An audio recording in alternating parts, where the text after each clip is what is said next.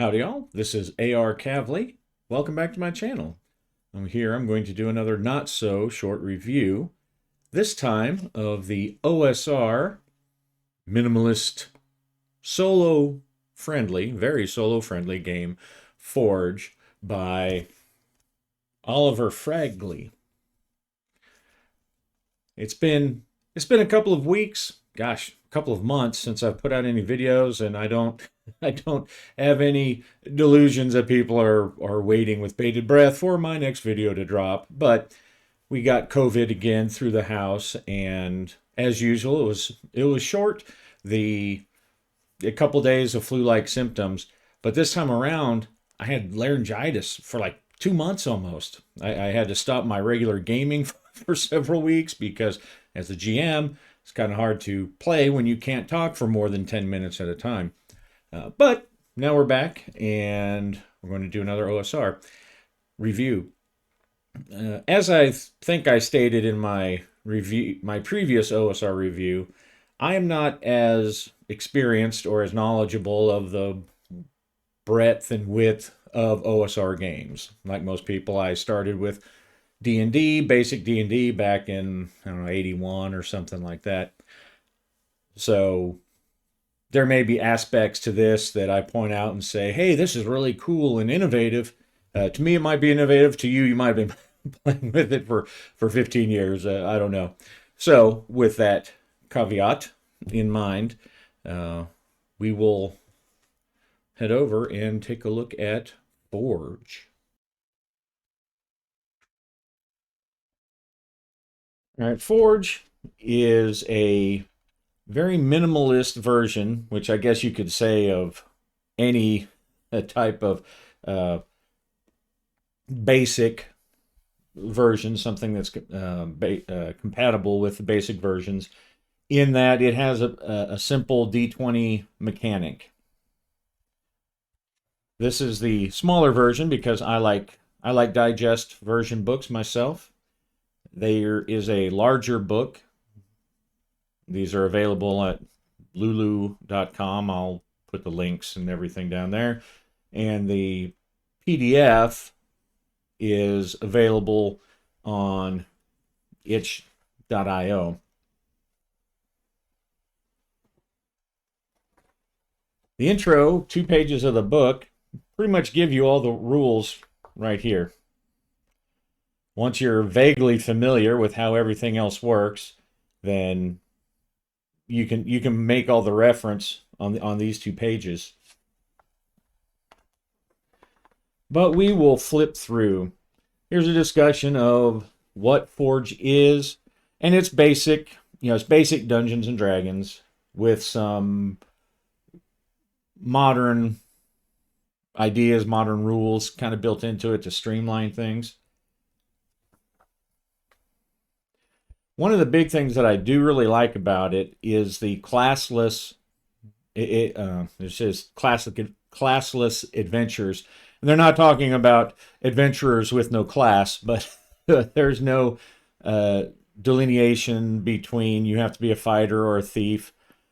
Myself, I prefer very few classes, such as in, basic fantasy. Right, in Zero Edition or whatever, they only have the 3 or 4 classes. And if you want to have a character that behaves a certain way or uses only certain equipment, then you just pick that and you go. This goes a step farther in that there's no classes at all. You roll your attributes, and then you pick 2 attributes that are primary. Those 2 primary attributes, when you're making your attribute checks, the primary attributes give you +1 to your check per level, and those that aren't give you half of your level. And there are a couple of other changes or a couple of other secondary characteristics that selecting primary or secondary will affect. But if you want someone who's a fighter, you can have them be strong and smart, or you can have them be dexterous and wise, even if you wanted to split something up. Have a little more flexibility, and then you just play them as you want to. Over here on a couple of pages behind it does, or later on, it does give you a good list of examples of if you want to play a class, or what would be the equivalent of that class, on selecting which attributes. But just in general, of course, they're the same D&D attributes that have been around since the 70s, pretty much. Strength gives you bonuses to melee, dexterity to missile weapons. Constitution, that gives you bonuses to the resistance checks, saving throws. But it also determines your hit die, which is pretty cool, because you could, if you wanted to have someone who is, say, a tough wizard, you could select intelligence and constitution. If you don't select constitution, you have a D6 hit die. If you do select constitution, then you have a D8. Wisdom is for insight, tracking, perception, and charisma is obviously for being persuasive and well liked. Has a common attribute level modifiers depending on your score. And here's a breakdown of the bonuses that you get depending on whether the attribute is primary or secondary. This uses a system, there's no skills in this system. Everything is an attribute check, which makes it easier to keep track of, in that sense that you don't have to have a big long list of skills. Pretty much the GM and the player decide, based on the test, what attribute it best falls under. And the attribute description gives you ideas. Everything, it's a D20 plus a check bonus versus 15. So the higher level you are, even if it's not your primary, the higher level you are, the bigger bonus you're going to get for making these check rolls. It doesn't really talk about any other modifiers. You just roll that. The way it describes if something is hard or easy is using the advantage and disadvantage system, which, for those not familiar with it, you roll 2 dice, and then if you have advantage, you take the best result, and if you have disadvantage, you take the worst result. One thing that can take a minute to make sure that to clarify is that you have an attribute modifier and the level modifier. When it's both of those things together, it's a check. It's called the check bonus. So it's the charisma check bonus.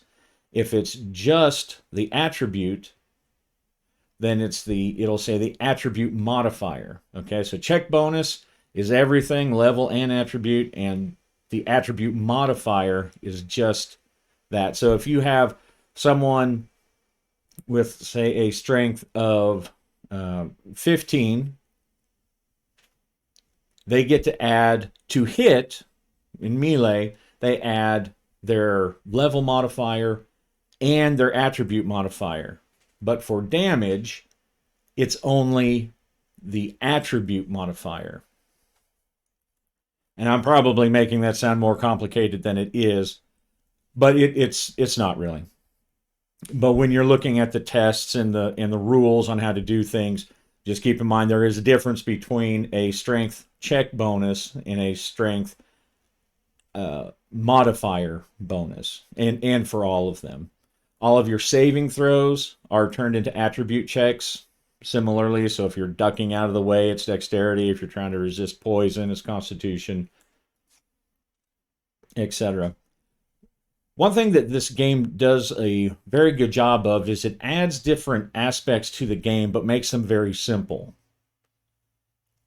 And making them very simple also makes them easy to modify or to add or subtract if you don't want to use them. In fact, in the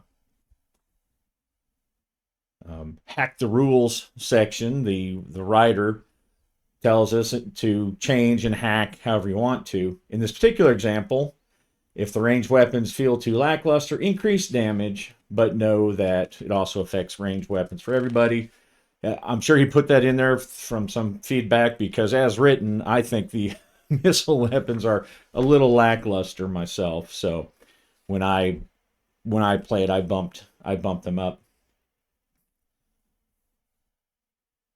Inventory slots, I like it uses inventory slots based on your strength check bonus plus 10.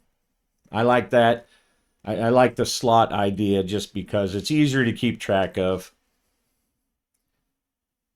And the casting spells, it has two types of spells, but taking a lead from other games, and the author references Knave especially was one of the bigger influences on this game.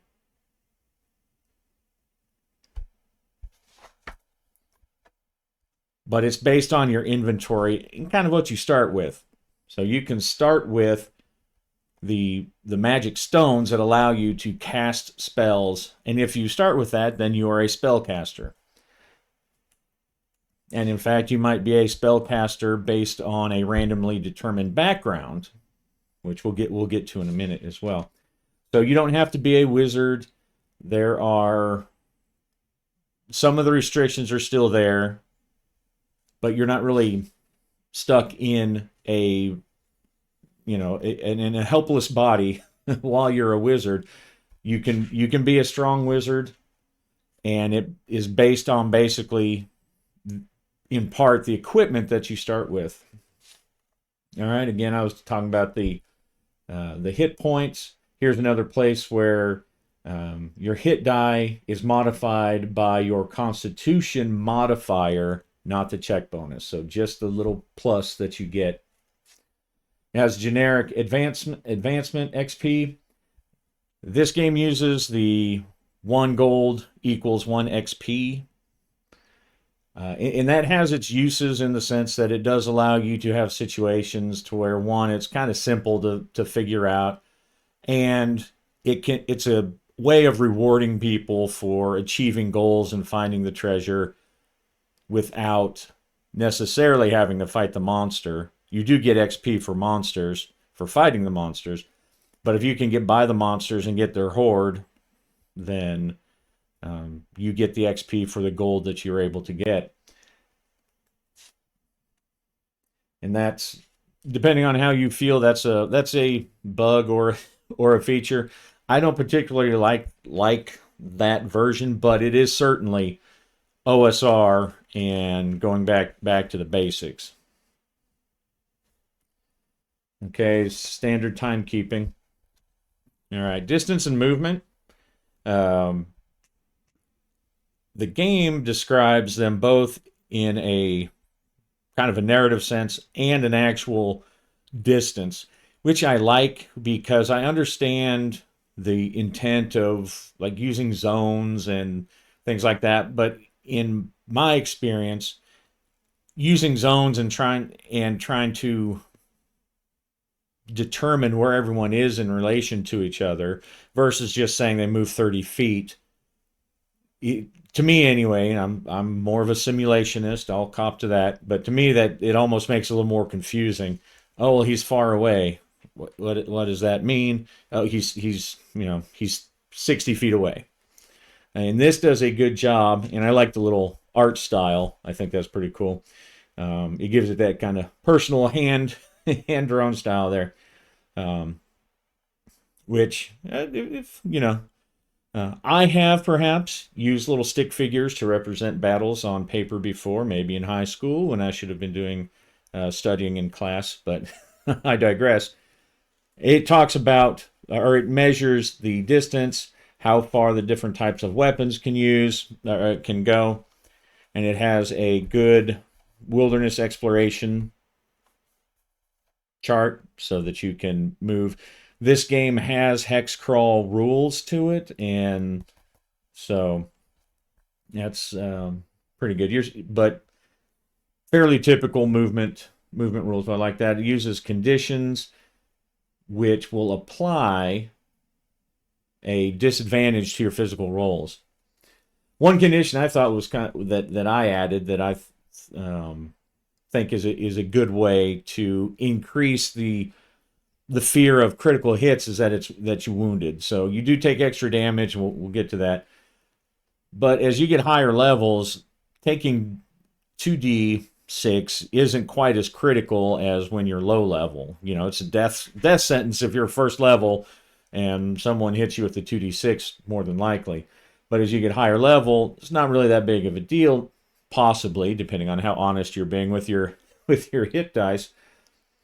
But you get a critical hit, put a condition of wounded or critical, and then you can apply that as a disadvantage, giving you a simple to keep track of, but significant injury, basically, a way to express that injury. Armor is your typical armor class based on the increasing armor class. It uses the splintering shields and crumpling helmets, which I think I have seen somewhere before, although I don't remember where. For myself, I decided to add the crumpling helmets, that the helmets would actually give you a plus AC, and then you could use it to basically, you crumple it to absorb a critical hit. Splintering shields, that's pretty good. It basically gives you a get out of free, get out of death free card, which I like. Okay, here's basic monster information. The monsters themselves, they have pretty simple stat blocks. But one of the things that they, in that stat block, instead of figuring out all of their attributes, it's what their primary attributes are. So like here, the example of the ogre is strength and constitution. So you know what kind of hit dice to roll and what kind of bonuses they have. Right? So if you're fighting say a third level goblin and their dex and intelligence, then they're not going to get the same melee to hit bonus as this ogre who has strength and constitution.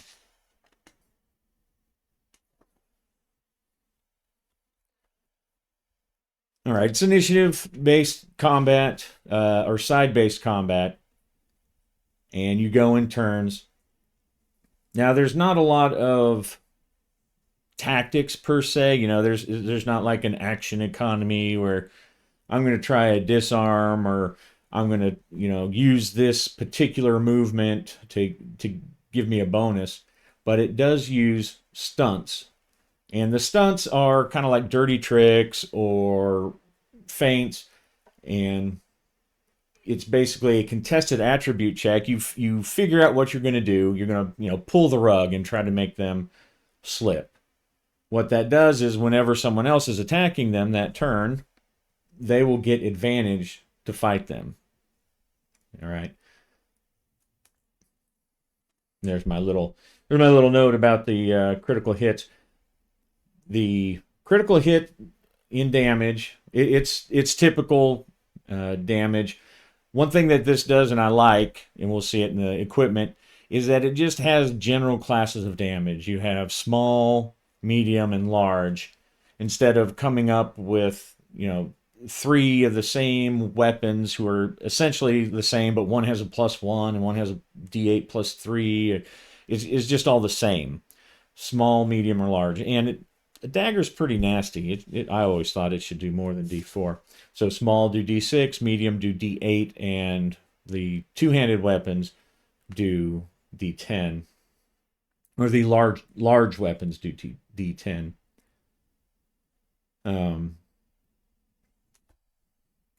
But weapons and equipment also have a quality value.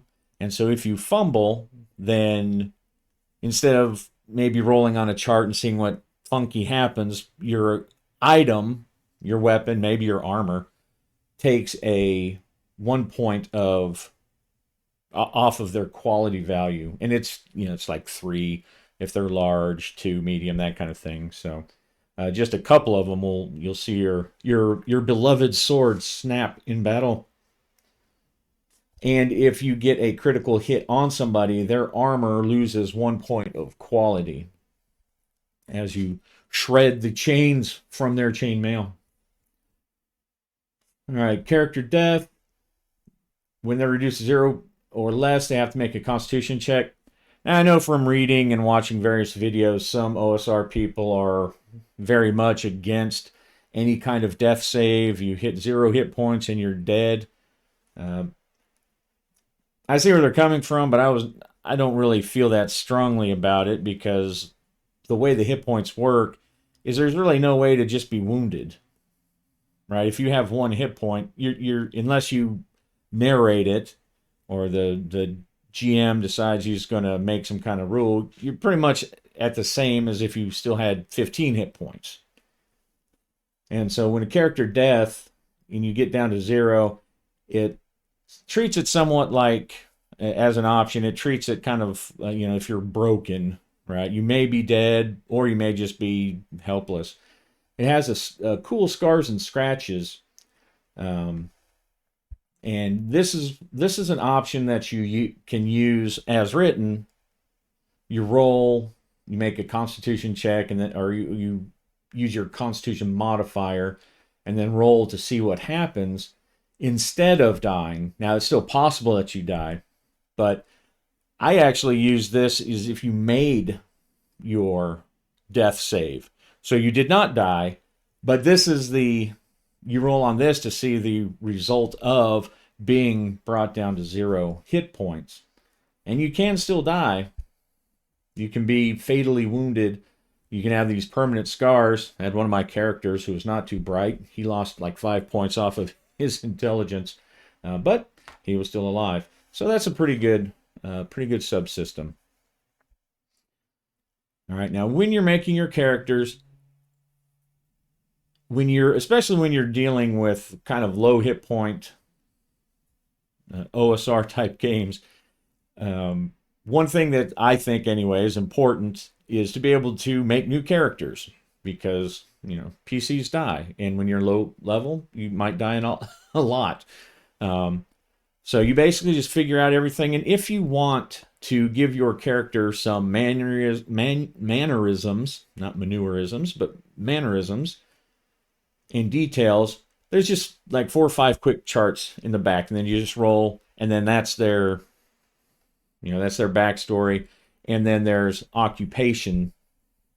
You roll 2 or 3 occupations, roll or determine your alignment.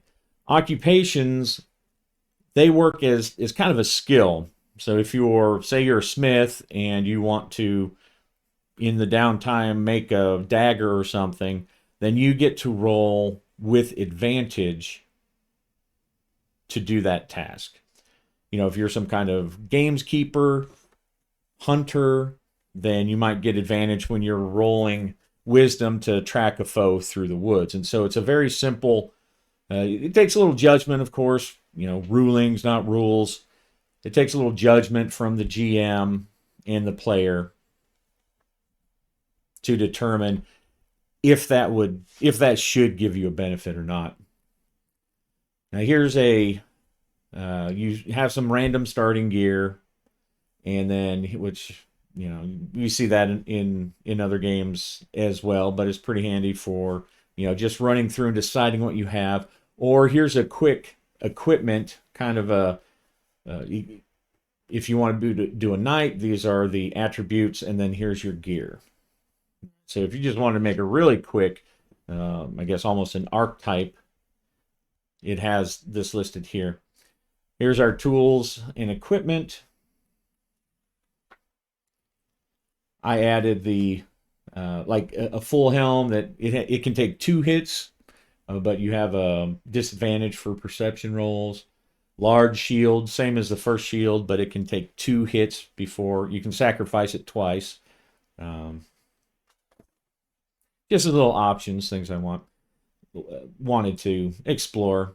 This is a great system in downtime, things that you can do in between the adventures. Here's talking about crafting things, and it's very simple. Like I said, all these things are very, very quick, right?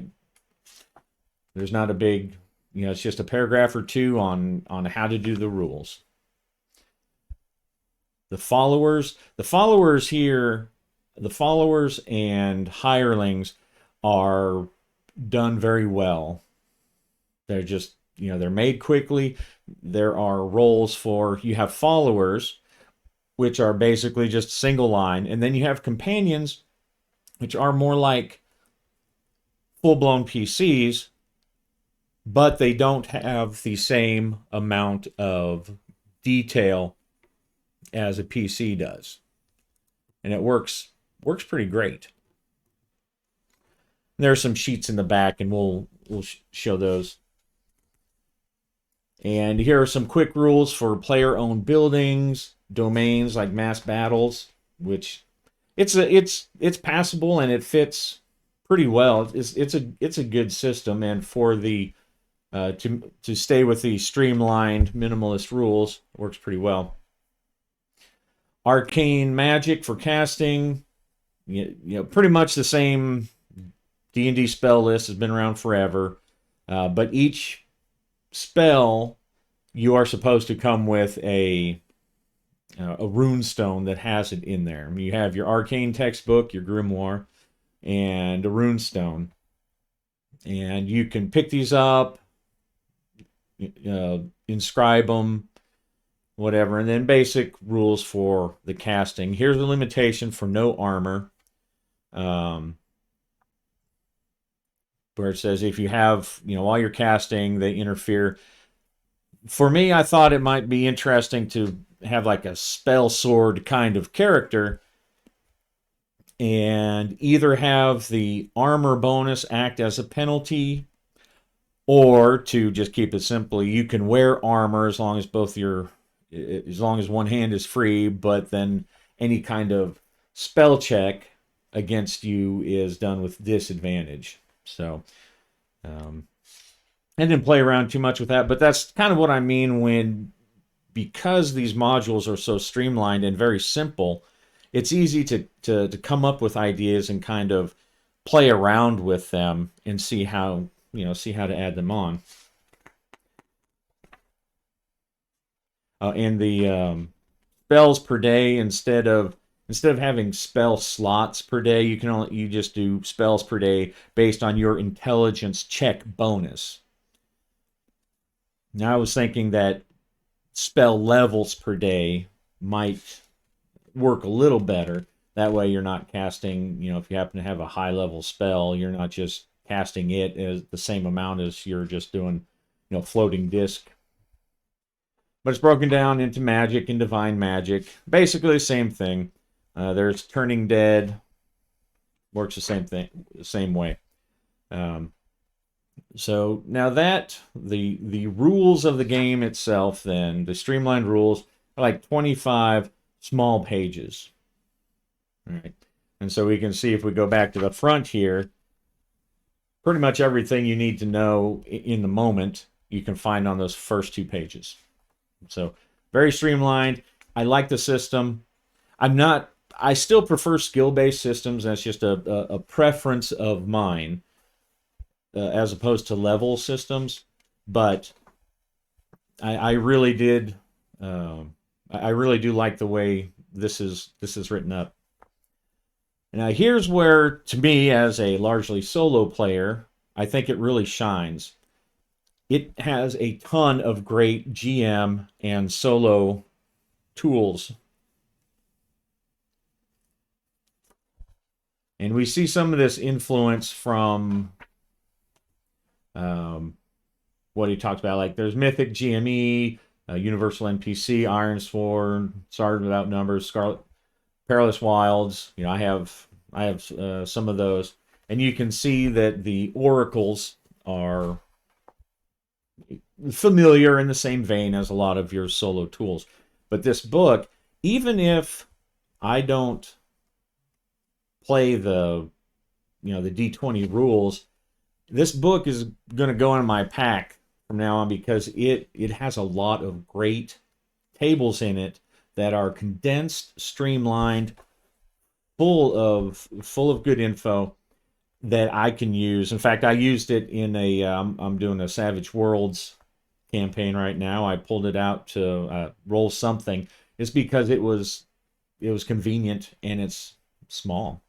The basic Oracle, yes, no, has a good modifier die.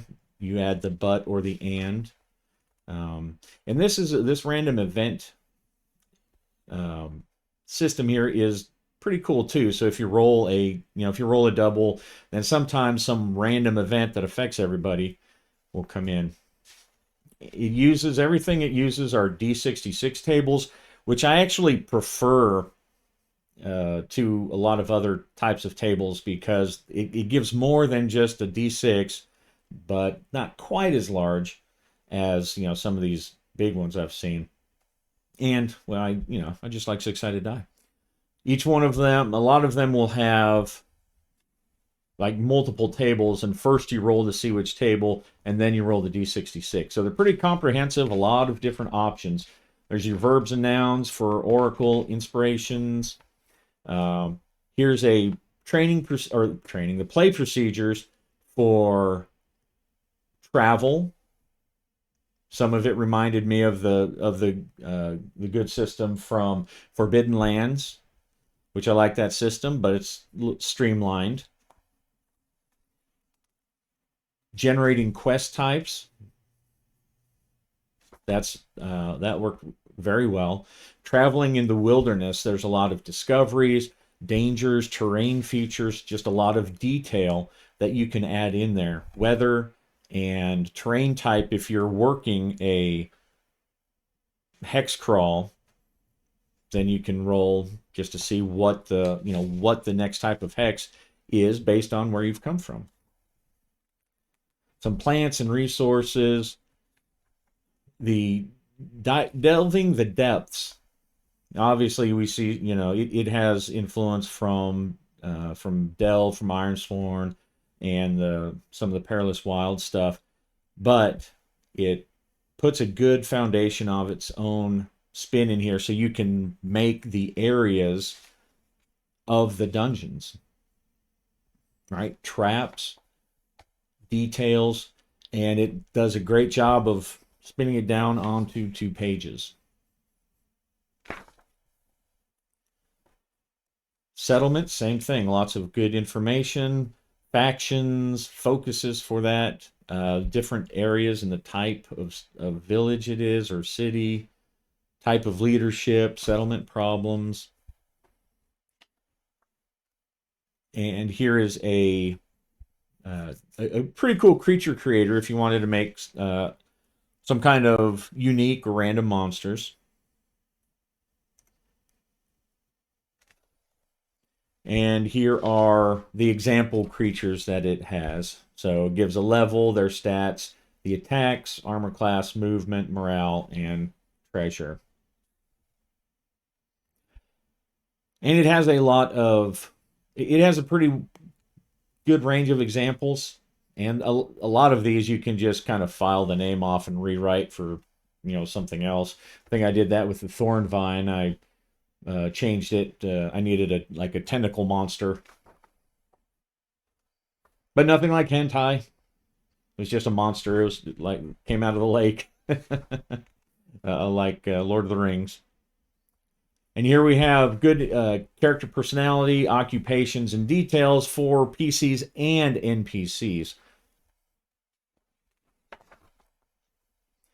A pretty good list of names for different types of races.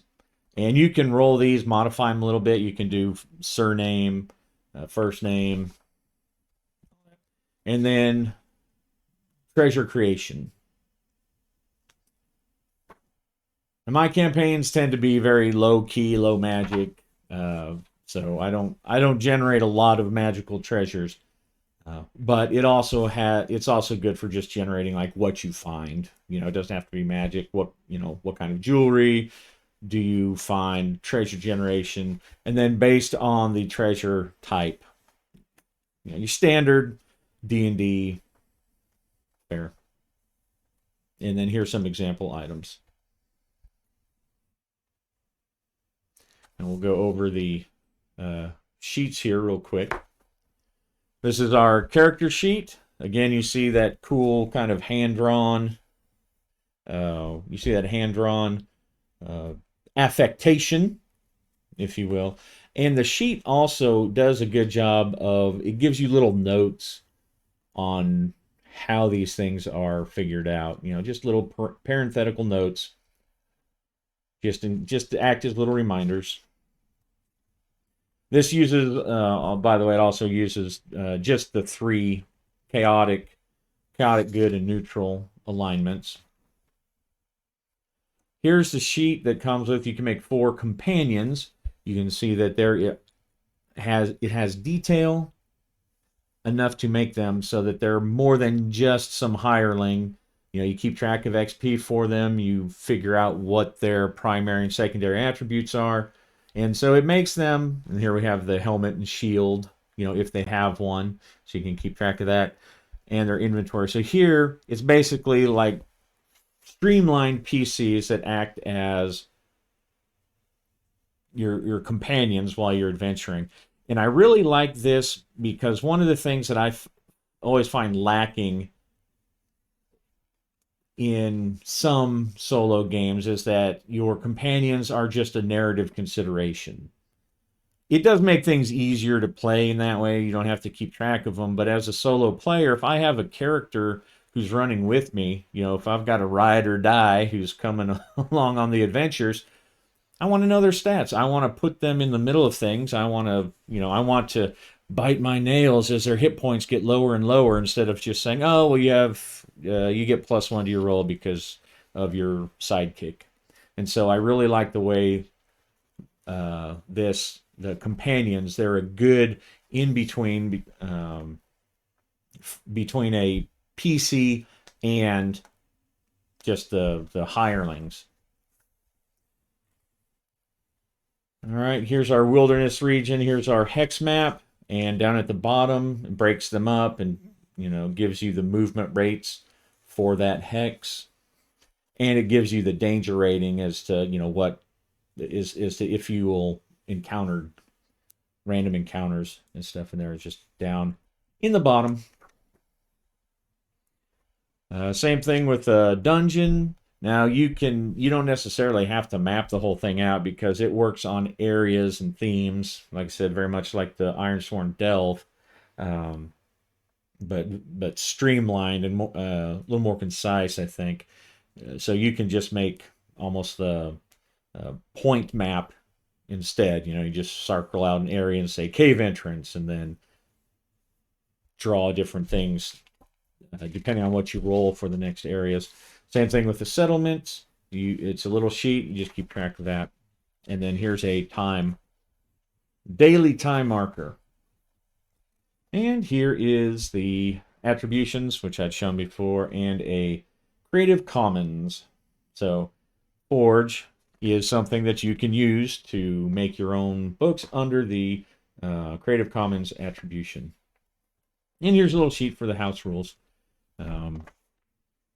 For me, I kind of like the idea. It was just something I'd drawn down. It's not part of the game, but where instead of counting up XPs by treasure or by monster type, that is basically, it's kind of a milestone, but instead of it just being you got here, therefore you get X number of, you go up another level, that you just get a set amount of experience points for reaching accomplishments or for achieving goals.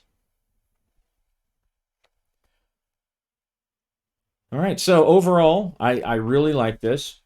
I spent some time.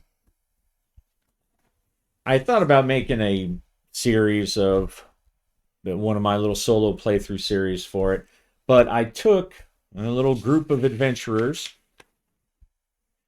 lost a couple of companions on the way. This guy, he was doing all right, but he got my astrologer. He cast his sleep spell and then got an arrow in his face. Here's the sheet for the, I don't know if I missed that, but here's the sheet for just having followers. These were the mercenaries that the Lord sent on our with us on our last little mission. And so with just those 3 pages, you know, it's easy to keep track of stuff.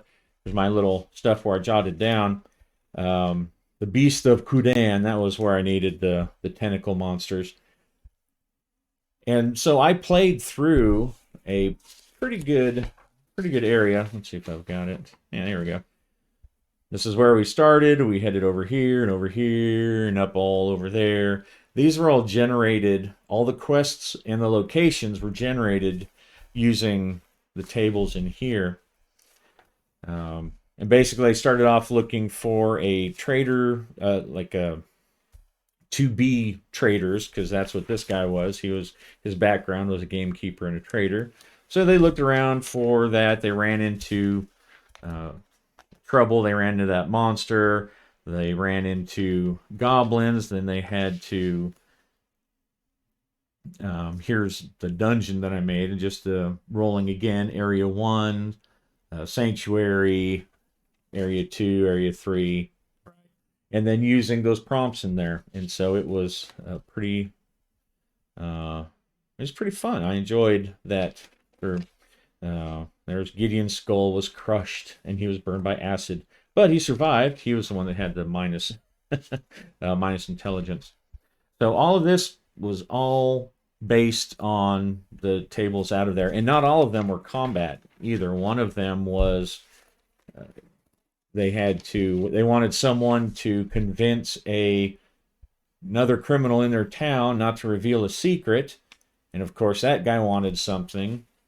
And I won't go blathering on about it, but it turned out to be a very interesting outcome because they ended up basically finding evidence on the criminal who was doing the blackmailing and gave it to the merchant. And so they were basically blackmailing each other.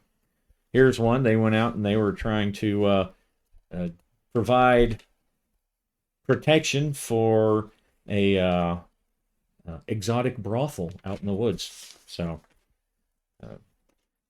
but anyway, it was a great time. I ran those through there. So I will say that I really enjoyed Forge. I didn't really see anything that I did not like. There's just game design choices that as you're playing, you choose to use that rule or not. The one thing that I would probably say, if I had any criticism, is that for the small one, those letters are really small, right? And I know when you're publishing, you want to try to keep things the same, whatnot, even if you're doing a small. But it was getting a little hard on my eyes. We see other similar sized books. They're thicker. They're a lot more pages, but we have scripts that you can read a lot easier. So, including my own Jornheimer Saga, which would be an excellent setting for Forge if you want to go check it out. All right, self-plug over. I give Forge a thumbs up. Like I said, it'll be a book that I keep with me in all of my future gaming travel because of its usefulness. One thing that I meant to mention while I was going over the equipment is two-handed weapons. If a weapon is wielded two-handed, then it rolls damage with advantage. All right. Which can be pretty devastating, especially at low levels. All of your heavy weapons are pretty much by default two-handed, and they're doing D10, so you're rolling D10 with advantage. But there are some weapons, like maybe a battle axe or a longsword, bastard sword, something that you could use one-handed or two-handed. If you're using a shield, then obviously you're going to be using that weapon one-handed. And it is pretty devastating, but it really highlights that choice between having the ability to do more damage reliably. Because the difference between a D8 and a D10, not so much, but if you're rolling with advantage, that really increases the damage. However, if you're going without a shield, that shield basically is a get out of death free card, right? Because if you get nailed, you can sacrifice that shield. Obviously, something you can't do, if you don't have the shield, if you're using a two-handed weapon. So it makes for an interesting tactical consideration. And again, it's pretty simple, right? You really have because in standard, your shield gives you +1 or +2 armor class, and that's may or maybe not important to you, may or may not be as important as being able to roll a d10 or a d12 for damage. But when you throw in the Sundering Shield or the Sacrifice Shield rules, it adds an interesting level of choice. And of course, if you do have something and then you get your shield shattered, if you do have something that is possibly wielded two-handed, then now you've lost your shield. Now you can wield it two-handed. So it changes your fighting style in that case too. Anyway, I thought it was just an interesting addition, an interesting rule. But Forged, OSR, solo friendly, probably my go-to if I'm going to do OSR basic D20 type games, because it has so much flexibility in the characters and it's very streamlined. So it works great with, all sorts of different backgrounds. And like I stated, it has these great tables in there. So it'll be in my gaming bag wherever I go. So I hope you enjoyed the review. Hope it was helpful to you. I've got all the links down there. And happy gaming.